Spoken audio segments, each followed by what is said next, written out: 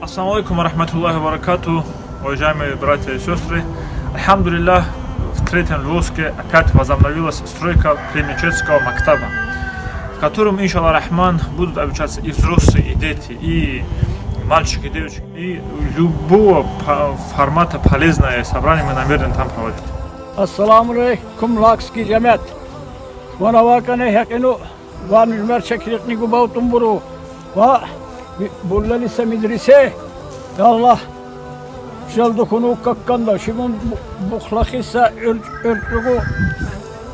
örtürgü tuldu banda venda kongu tuldu şimudunda vacur imam cahil saur kunago hareket bullayor saçça beşaykun.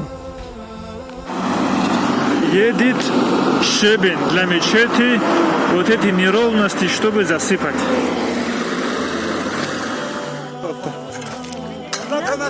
Марат, сейчас можно поменять, сейчас можно, процесс.